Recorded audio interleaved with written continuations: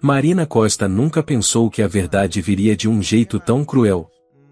Não foi uma mensagem esquecida. Não foi um perfume estranho. Foi um simples recibo, amassado no bolso do paletó de Eduardo. Um restaurante luxuoso dos Jardins. Mesa para 2. Vinho importado. Tudo isso na mesma noite em que ele jurou ter trabalhado até tarde.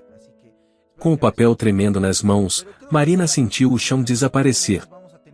O silêncio da casa ficou pesado. Cada linha daquela conta confirmava uma traição que ela se recusava a enxergar. Naquele momento, não foi só o casamento que rachou. Foi a mulher que ela tinha sido até ali.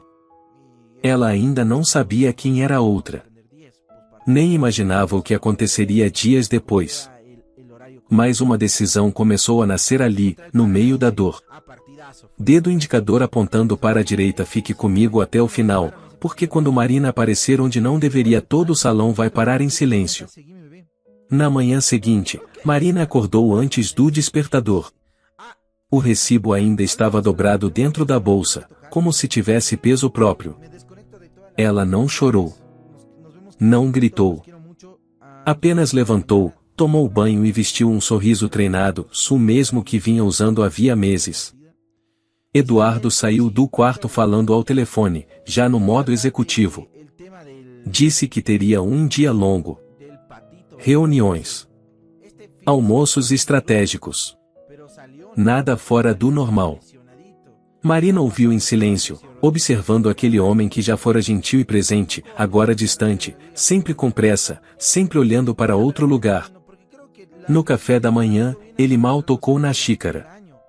Beijou o topo da cabeça da filha, apressado. Com Marina, apenas um ou até mais. Nenhuma pergunta. Nenhuma explicação. Foi naquele instante que a ficha caiu de verdade. Eduardo não estava apenas traindo. Ele já havia saído do casamento, mesmo continuando dentro da casa. Horas depois, Marina dirigia sem rumo pelas ruas de São Paulo. O trânsito parecia mais lento. O barulho mais alto. Tudo a incomodava. Ela tentou ligar para alguém, mas desligou antes de completar o número. Não queria conselhos. Muito menos pena. Ao estacionar em frente a uma padaria, viu o reflexo no vidro. Parecia bem arrumada. Elegante. Mas por dentro sentia-se invisível. Uma esposa funcional. Uma presença conveniente. Nos dias seguintes, pequenos detalhes começaram a ganhar um novo significado. O celular que Eduardo levava até para o banheiro. As mensagens apagadas. O cuidado excessivo com a aparência antes de reuniões. E, principalmente, um nome que surgia com frequência, Camila. Sempre apresentada como alguém ou promissora. Talentosa. Essencial para o futuro da empresa. Eduardo falava dela com um brilho que Marina não via mais quando ele olhava para casa. Na sexta-feira à noite, ele comentou casualmente sobre um grande evento empresarial. Um gala importante. Convidados influentes. Imprensa. Marina perguntou se iria com ele. Eduardo hesitou. Por segundos demais. Disse que seria melhor ela ficar. Que o ambiente era o estratégico. Que não queria expô-la. Que depois conversariam. Marina não discutiu. Apenas assentiu. Mas por dentro, algo endureceu. Naquela noite, sozinha no quarto, ela fez algo que não fazia havia anos.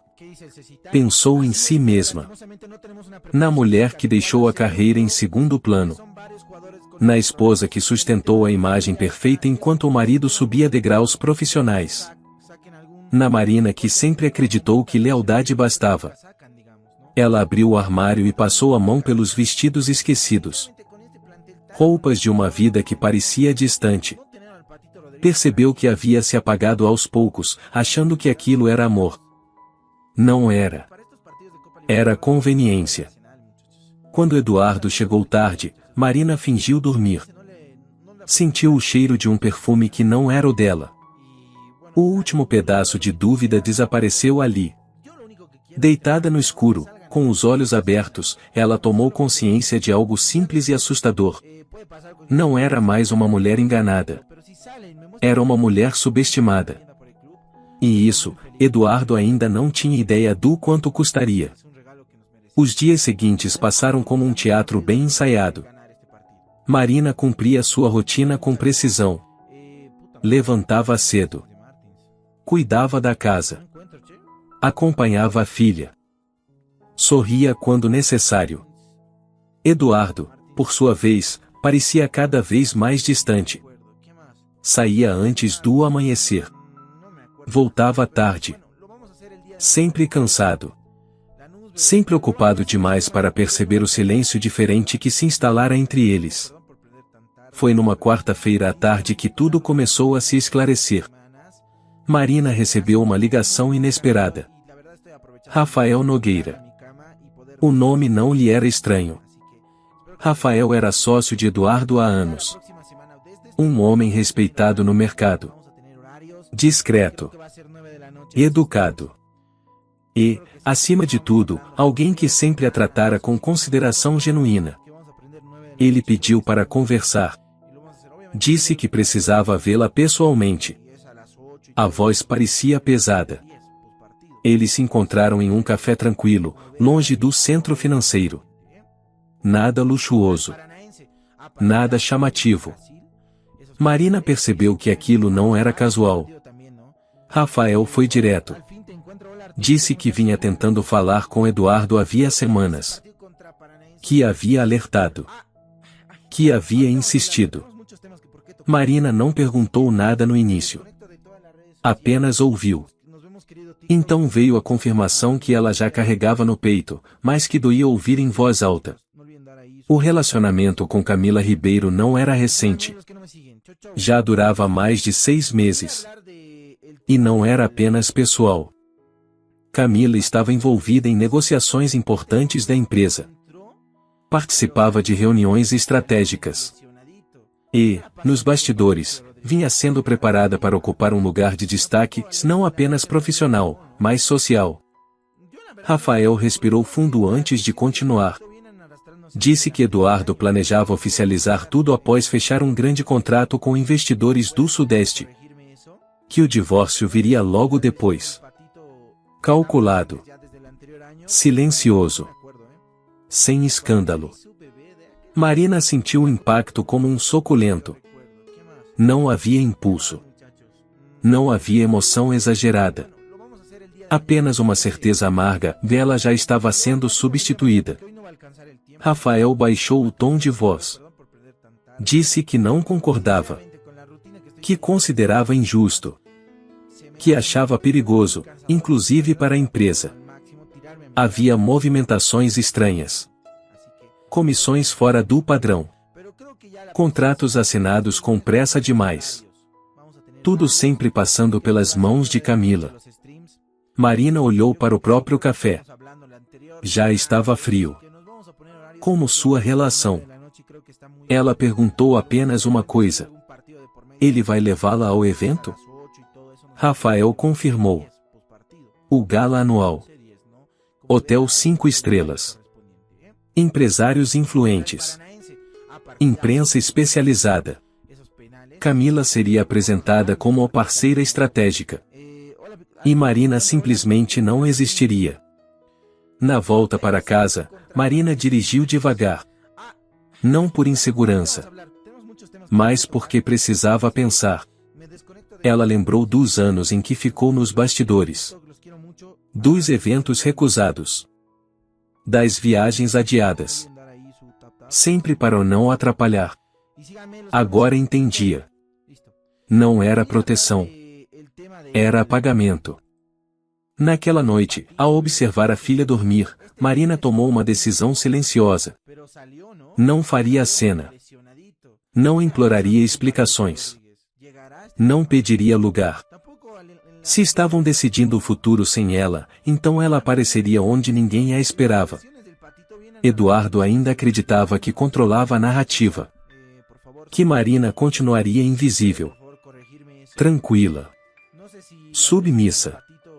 Ele estava profundamente enganado. E o tempo começava, lentamente, a virar a favor dela.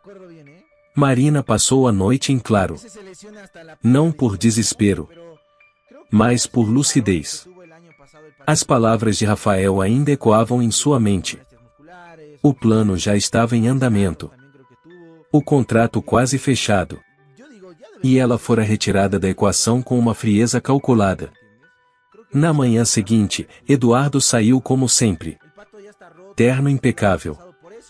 Pressa no olhar. Nenhuma explicação. Nenhuma culpa visível. Marina observou o carro desaparecer pela rua e, pela primeira vez, não sentiu vontade de correr atrás. Algo dentro dela havia mudado de lugar. Horas depois, recebeu uma mensagem curta de Rafael. Você pode conversar hoje à tarde? Eles se encontraram no mesmo café discreto. Rafael parecia ainda mais sério. Não havia rodeios. Ele disse que não podia mais fingir que não via o que estava acontecendo. Que Eduardo estava colocando tudo em risco. A empresa. A reputação. E, principalmente, a dignidade dela.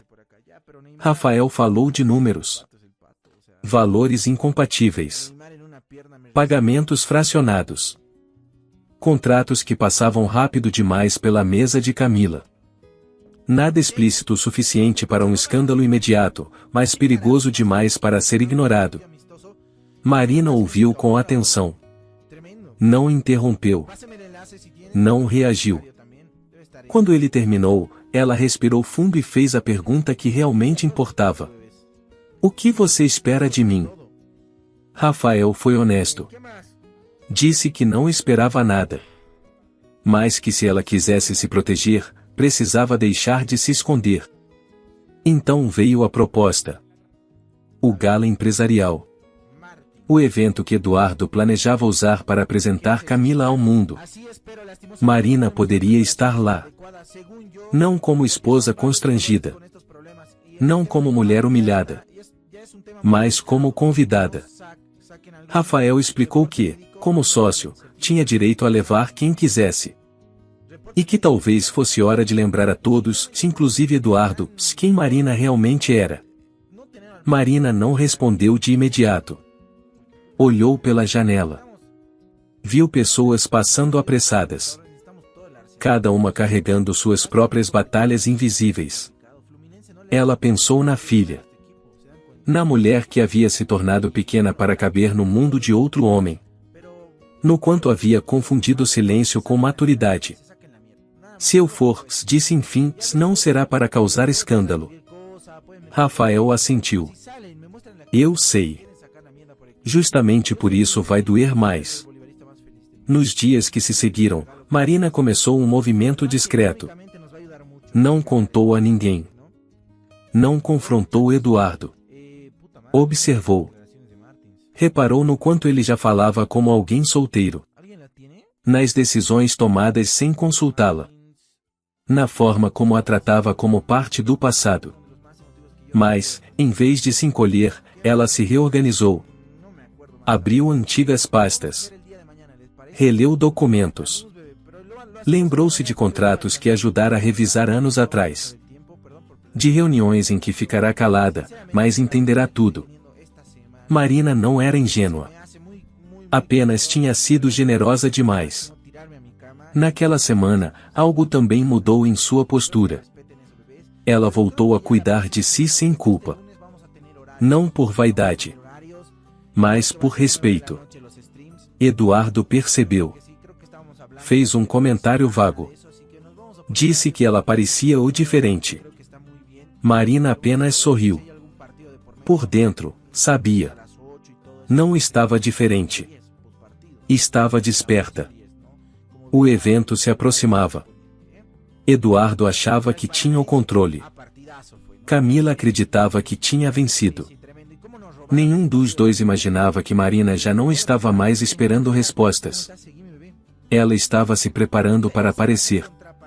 Os dias que antecederam o gala passaram com uma estranha calma. Marina não confrontou. Não fez perguntas. Não pediu explicações.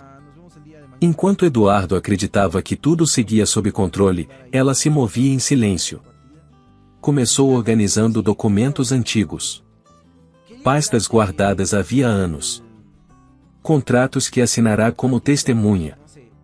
E-mails impressos só por precaução, como ele dizia na época. Marina sempre teve memória boa. E agora, atenção total. Percebeu padrões. Pagamentos fracionados. Datas que não batiam. Comissões registradas de forma genérica. Nada gritava escândalo. Mas tudo sussurrava risco. Em paralelo, Rafael mantinha contato discreto. Nada por mensagens longas. Apenas confirmações curtas. O evento estava mantido. A lista de convidados fechada. O nome de Marina não aparecia ainda. Ela também tomou uma decisão pessoal. Ligou para uma antiga amiga, Helena, que trabalhava com imagem corporativa. Não pediu transformação. Pediu alinhamento. Quero parecer eu mesma, disse. Só que sem pedir licença. Helena entendeu. As provas não estavam no vestido. Nem no cabelo. Estavam na postura. Marina passou a sair mais cedo de casa. Caminhar. Respirar. Lembrar quem era antes de se moldar ao ritmo de outro homem. Eduardo percebeu. Fez comentários vagos. Perguntou se ela estava bem. Marina respondeu com educação. Nada além disso. Na véspera do evento, ele avisou que dormiria fora. Reunião com investidores. Marina assentiu. Já não precisava confirmar nada. Naquela noite, sentada sozinha na sala, ela organizou a bolsa que levaria ao gala. Nada chamativo. Nada dramático. Apenas o essencial. Documento. Convite. E uma pasta fina, não para usar, mas para lembrar a si mesma que não estava desarmada. Dormiu cedo. Sem ansiedade. Sem lágrimas. No dia seguinte, acordou com o sol entrando pela janela. Tomou café com a filha. Ajudou-a a se arrumar para a escola. Beijou sua testa com calma. Mamãe vai sair hoje à noite, disse apenas. Mas volto. A menina sorriu. Confiava. No meio da tarde, Helena chegou. Não trouxe exageros. Trouxe precisão. O vestido escolhido era elegante. Sem excessos. Corte firme. Cor segura. Nada que gritasse provocação.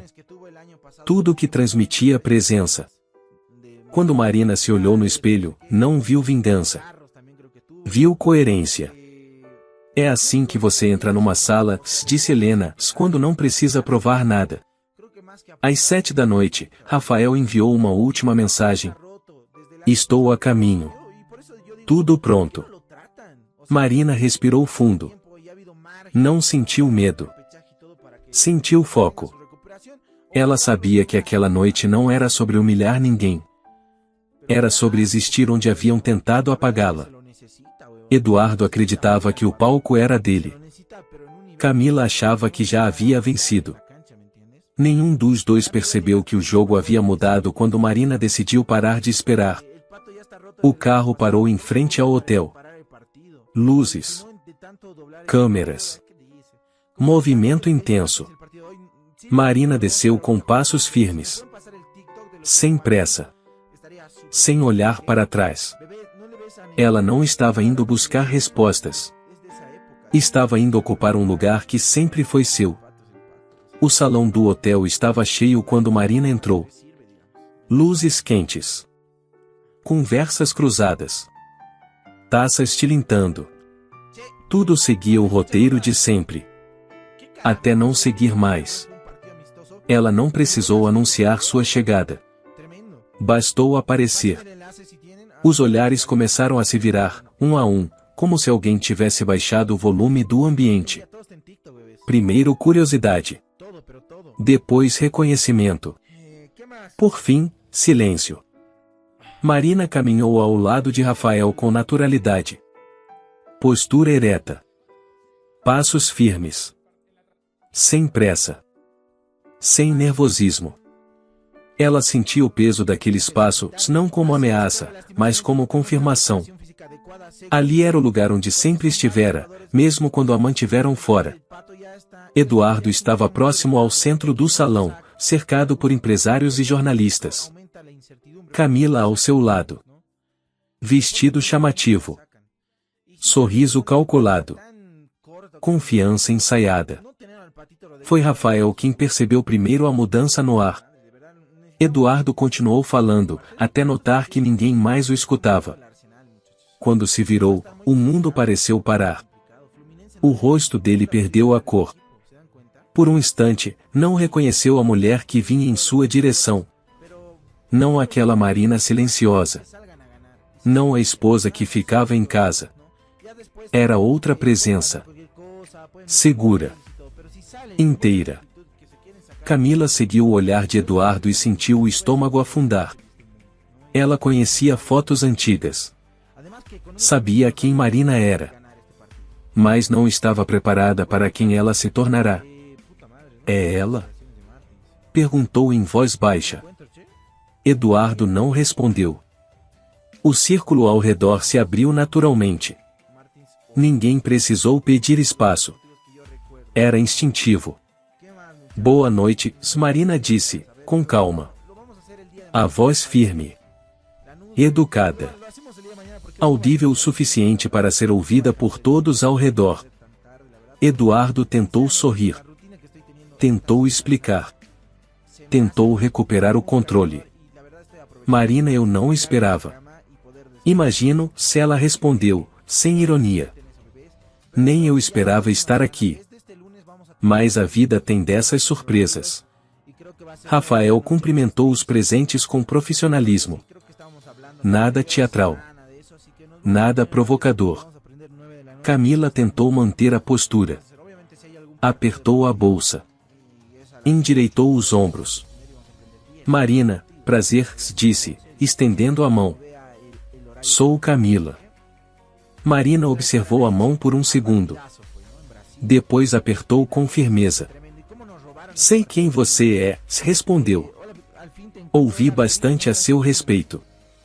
O tom era neutro. Mas o impacto, profundo. Alguns cochichos surgiram. Nomes conhecidos se aproximaram. Perguntas disfarçadas de cumprimentos. Eduardo percebia, tarde demais, que a narrativa que havia ensaiado estava escapando por entre os dedos. O apresentador anunciou algo ao microfone. Mas poucos prestaram atenção. Os olhos estavam ali. Marina não levantou a voz. Não expôs ninguém. Não fez cena. Ela apenas existiu com uma presença que não podia mais ser ignorada. Quando a música começou, Rafael estendeu a mão. Você dança? Ela aceitou. No centro do salão, Marina se moveu com leveza. Não para impressionar, mas porque podia.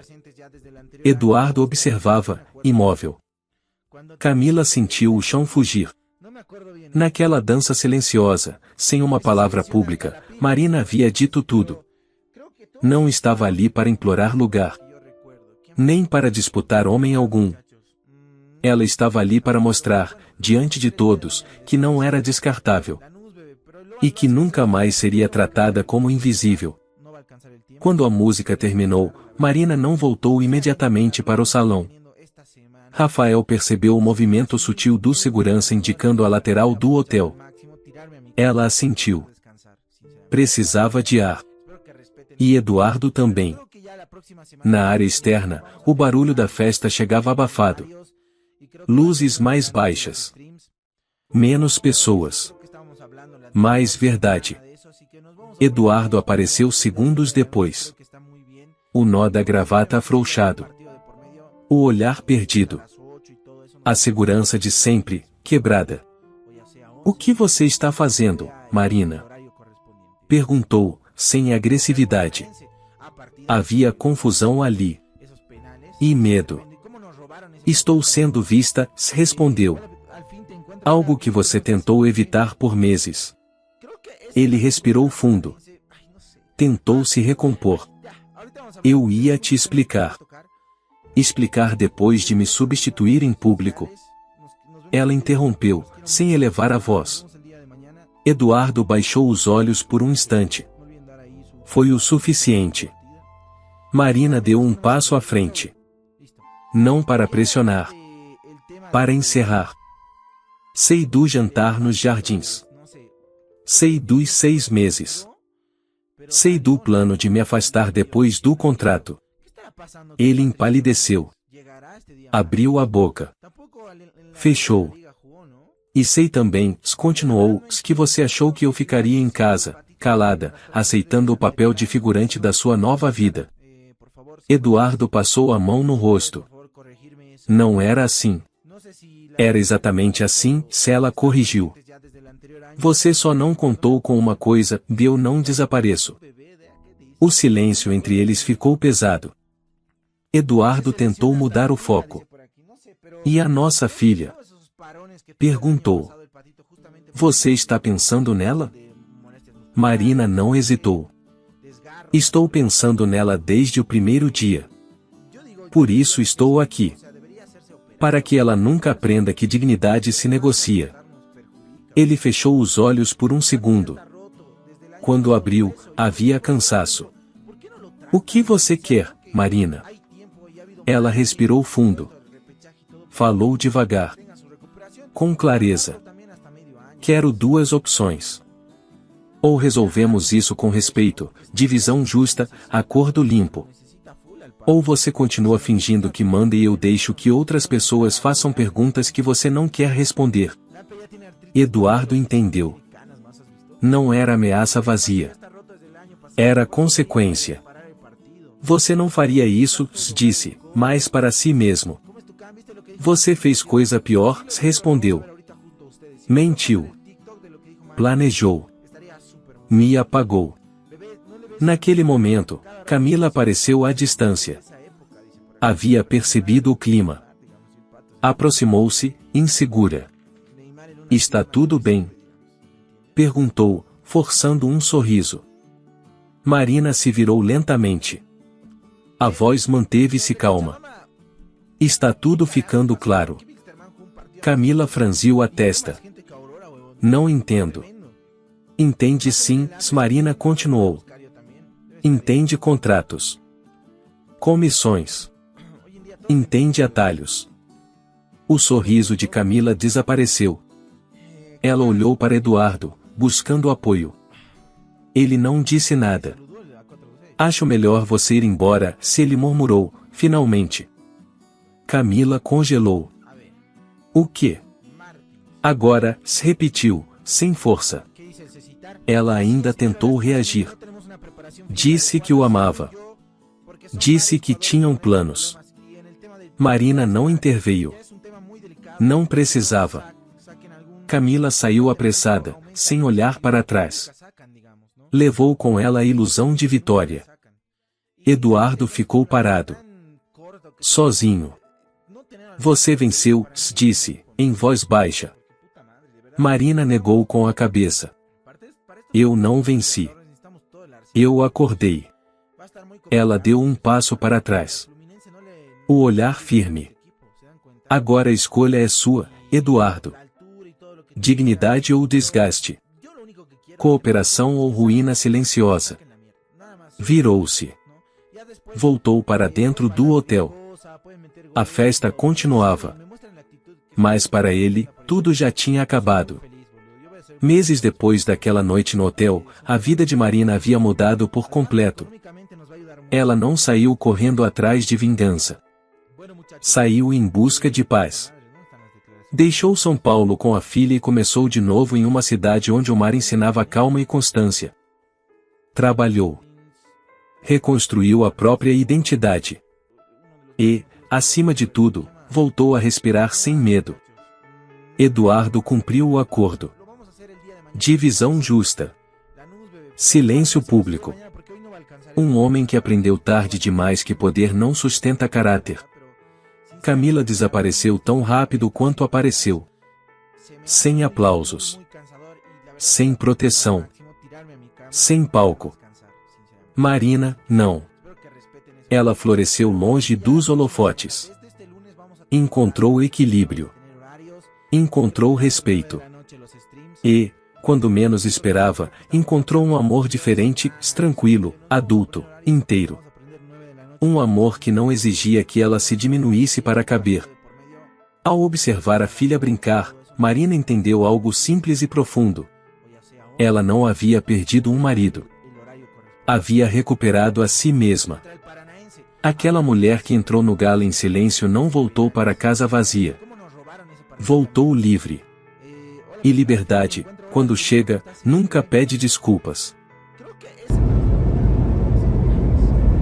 Зайдем, посмотрим, как у них трансляция началась.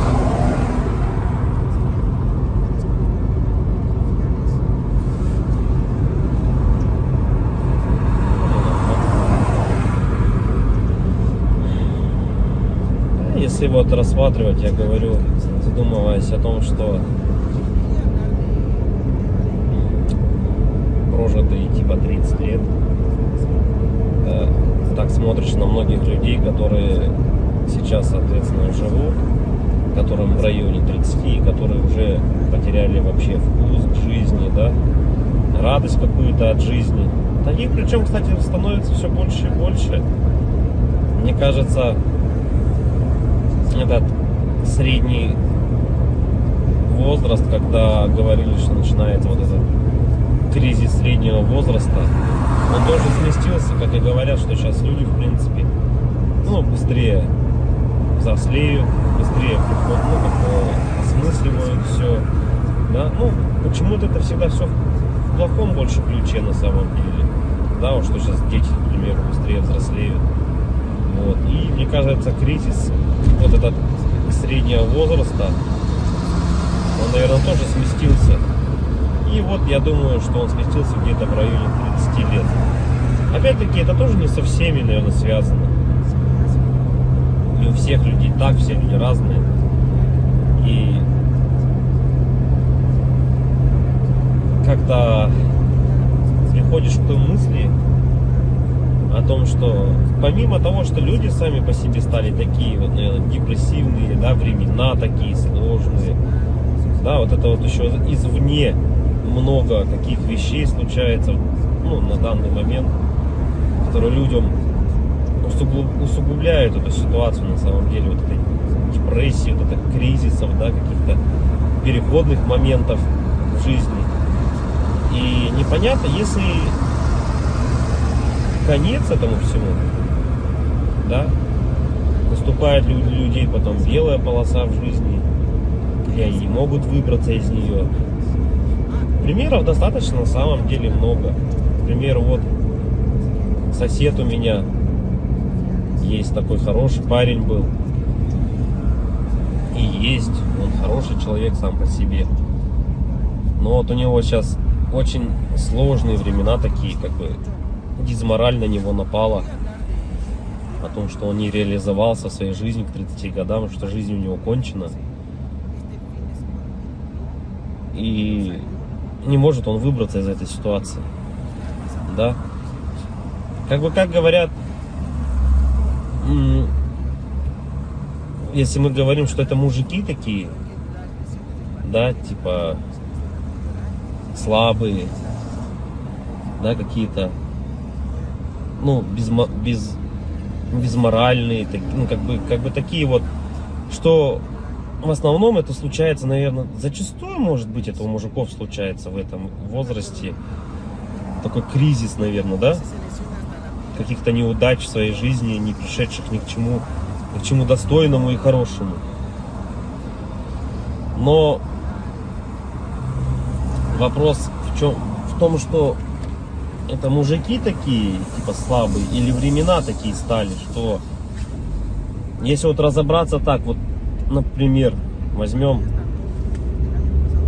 даже с древних времен, когда человеку нужно было добывать пищу самому, да, там убивать мамонтов, мужику стоило там сходить на охоту.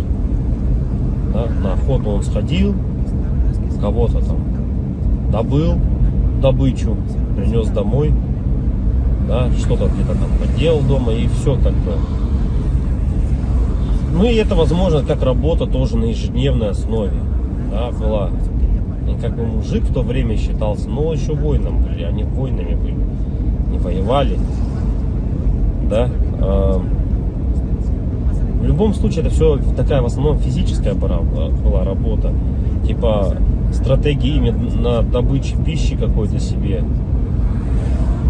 Ну, тут вот требовалось, возможно, какое-то знание, да, тут я не спорю. Но в основном это была физическая работа.